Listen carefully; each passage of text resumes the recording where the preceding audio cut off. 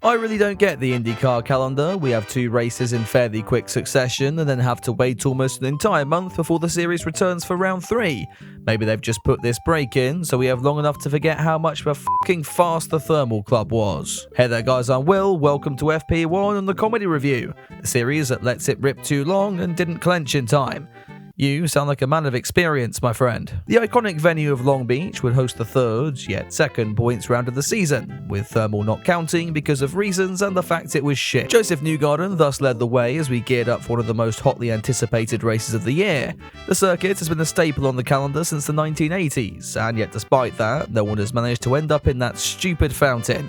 One day those Dolphins will get it, I promise you. What we were left with was probably the best race so far this year. Okay, fine, that's not saying much, but let's not waste any more time and roll that title card.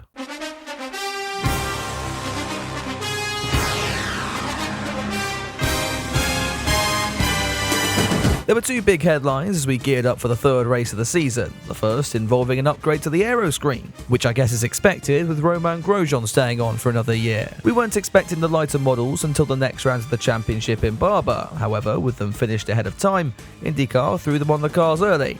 That news ended up being more of a surprise than the driver transfer we got going into this week, given Théo Pourchaire is about as good at keeping a secret as a paedophile's victim.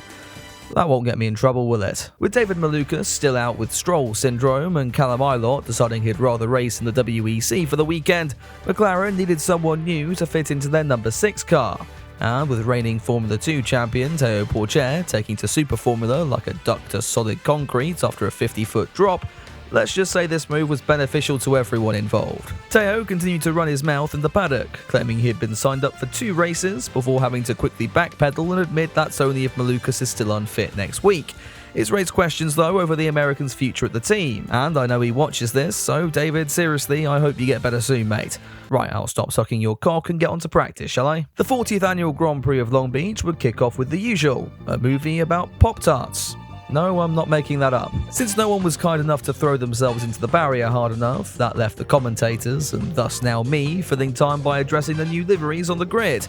The number 8 American Legion car of Linus Lundqvist thus fell into the spotlight for promoting the new Jerry Seinfeld film, Unfrosted. I know you're expecting a joke here, but this is meant to reduce veteran suicides, and I'm not that much of a c***, so let's move on. Drivers were testing the limits of the circuit early on, including the Penske's of Will Power and Scott McLaughlin. I'm sure Carl Kirkwood would have liked to do the same, but his gearbox clearly hadn't seen Unfrosted and thus killed itself early on into the running. Nolan Seagull was also technically making his proper IndyCar debut, continuing the trend of having drivers with silly names filling the seat of that number 51 Dale Coyne racing car. He would also continue the trend of the number 51 driver embarrassing themselves on any given weekend, deciding to pay homage to Austin Powers in the final 5 minutes. Pato O'Ward topped the fairly quiet session, but practice 2 was about to make up for that. We'd barely started before Augie Canapino forgot the turn part of turn 9, which continued to cause problems for a lot of the drivers, Rasmussen somehow managing to cock up escaping the runoff even more than Seagull did in FP1. The more experienced hands on the grid weren't safe either, obvious to see when Will Power's car attempted to mimic the Crab Rave music video down the straight. The Penske driver had nearly hit the wall during first practice, but made sure not to miss second time round. Thankfully, the Aussie was able to limp back home to the pits, where his team pulled a Jesus and fixed up the car before the end of the session. With his practice saves, just imagine how funny it would be if he proceeded to hit the wall again. Sadly though, these are some of the best drivers in the world, so the likelihood of that is pretty... Oh, what a fucking idiot. In other news, here's Santino Ferrucci breaking free of the confines of the circuit and driving home. Oh, and Théo Pourchaire finally grew enough balls to slam the wall.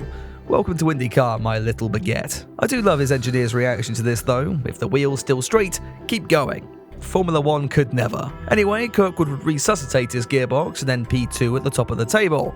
Now normally we'd move on to qualifying here, but please bear with me as I have literally all to add this week. McLaren would have an utter mare with none of their cars even making it into the fast 12. Meanwhile, Canapino went for a nap at the end of Group 2, and Rosenqvist took pole by 0.004 of a second from Power. That marked the Meyershank team's first pole in IndyCar, this week continuing to prove to McLaren just how much they're missing him in 2024. Question was, could he stay there in the race? Well, usually I'm writing this before, so I haven't a fucking clue. But since I'm late, Yeah, he really didn't. As the track went green, Felix looked like he'd made the jump, but Power got the slipstream and steamed around the outside of turn 1 to take the lead. Further back, I thought the DHL car was about to dive bomb himself into an almighty accident before I remembered that it's not driven by Romain Grosjean anymore. He may have lost the lead, but that was all okay for Rosenqvist though, who claimed his plan was to actually let the Penske driver through. I'm not sure that plan included letting half the field through though. McLaren's similar horror show would continue further back, as O'Ward tried to fulfill my wish by sending his teammate into the fountain. That removed Rossi from the running for whatever place he was in, and got Pato a penalty as well. They're really setting a good example for their rookie teammate here, aren't they? Now, we've got a lot of action this season, but not many proper crashes yet.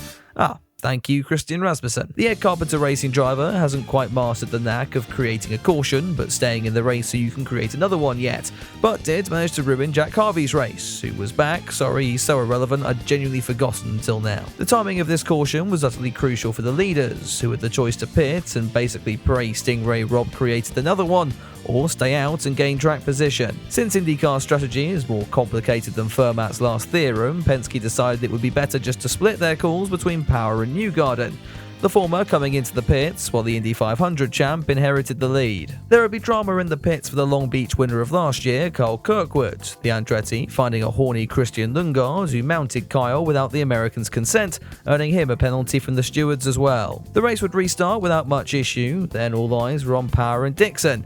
They had pitted onto the alternate strategy I mentioned and now had to fuel save like hell if they wanted any hope of salvaging a result. Newgarden would then pit under green on lap 31, followed by those behind, Alex Palou taking a gamble on the overcut and using it to jump the other Andretti of Ericsson. The Swede would fight back in a battle reminiscent of Dixon versus O'Ward last year. Palou had the advantage of having a working brain, however, and used that to keep the pair out of the wall. All the stops had now cycled Dixon and Power back to the front, but with Stingray continuing his trend of being annoyingly quiet this year, it wasn't looking like the ideal strategy anymore. This was evident from watching Power's onboard, where it looked like the Aussie was afraid to even touch the throttle as he coasted through the laps. When they eventually came in for their final stops on lap 52, there were still doubts if either could even make it to the end, not even mention fend off the hard-charging Newgarden. But make it to the end they did, and what a closing set of laps we ended up with. We can just discount Power at this point. The Penske floated like a reluctant poo down and down the order. The Ganassi of Dixon, though, remained in the lead, not deterred by the fact he'd practically have to magic up fuel out of his arsehole if he hoped to have any chance of winning this thing. Newgarden was getting closer and closer, and he wasn't alone. The 26 of Colton Herta hadn't won a race in over a year and was reveling in the chance to get back on victory lane. And behind him was Palou, who was probably the only driver no one wanted to win in the hope that this season could be a little more interesting than the back end of 2023. The swap between Newgarden and Dixon looked inevitable. Be patient, the American was told. Guess it's too bad Colton Herta didn't get that same message. The Andretti driver had clearly been watching the Chinese Grand Prix earlier in the day as he followed Lance Stroll's example at the hairpin and put Joseph into anti-stall and wipe him out of the league contention. With IndyCar officials deeming this was absolutely fine, Herta had now worked his way into second place, chasing after Dixon to claim the Long Beach Grand Prix for his own. He wouldn't manage it though, as the Kiwi somehow held on to take his first win of the year, only to reveal he had even more fuel in excess to celebrate on the cooldown lap. Now, I think I've been fairly honest in my assessment of IndyCar in 2024 thus far, in that relative to the action we've seen in seasons past, this one has been a bit mellow. Long Beach was a move in the right direction though. We had close racing and, incredibly, a battle for the lead, for maybe the first time in any top-flight single-seater category this year. How Dixon held on just shows why the man is a six-time champion in this series, and while we're still very early into this championship, I can see him being a significant player who may well attempt to make 6-7 in 2024. Anyway, let me know what you thought of the race in the comments down below, and if you enjoyed the comedy review, be sure to subscribe. I'll be doing these for both F1 and Indy until I'm inevitably cancelled, so get in while you still can. Huge thanks to my patrons and channel members who get these videos early. If that interests you, or you just want to give me money, then you can check out the links down in the description below. Now it's a double header for IndyCar, so I'll be back next week when the sport hands me free material by heading to Alabama. But until then, have a good one.